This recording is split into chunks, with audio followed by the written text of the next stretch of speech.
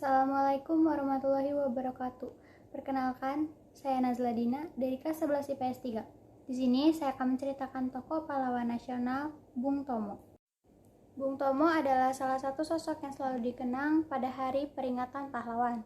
Orientasinya yang berapi-api di radio pemberontakan yang disiarkan oleh Radio Republik Indonesia atau RRI, Sutomo terus menggolarkan dan menyemangati para pejuang agar terus berjuang dan pantang menyerah dalam melawan pasukan sekutu. Sepanjang hidupnya Bung Tomo adalah tokoh yang bersikap kritis terhadap dua presiden, dan para presiden itu mengkritik kebijakan Soekarno yang gagal mewujudkan kesejahteraan rakyat. Ia juga mengkritik kehidupan pribadi presiden terkait pernikahan, padahal sebelumnya ia terbilang dekat.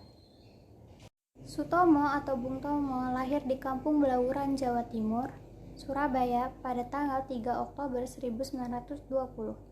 Sang ayah bernama Kartawan Tripojojo pernah bekerja sebagai polisi di Kota Praja dan juga sebagai pegawai di perusahaan ekspor-impor Belanda. Sedangkan ibunya berdarah campuran Jawa Tengah, Sunda, dan Madura. Sutomo kecil mengayam pendidikan di Sekolah Rakyat Indonesia atau bisa disebut dengan HIS di Surabaya yang berbahasa Belanda sebagai bahasa pengantarnya. Kemudian, ia melanjutkan sekolah ke Mulo di Surabaya.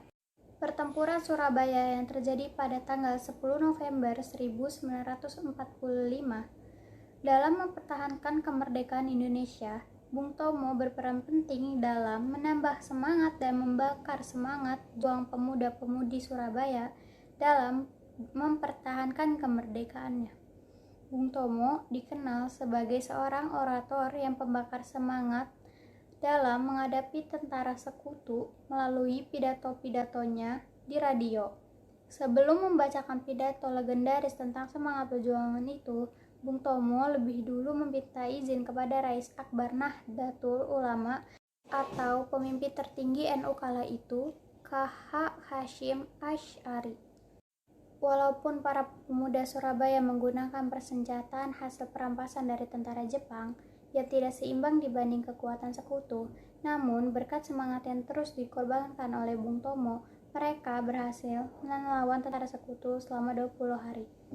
Meski korban tewas dari perjuang rakyat Jawa Timur diperkirakan mencapai 16.000 jiwa dan 200.000 rakyat terpaksa mengungsi, pertempuran tersebut telah menggerakkan perlawanan rakyat di seluruh Indonesia untuk melakukan perlawanan terhadap tentara asing.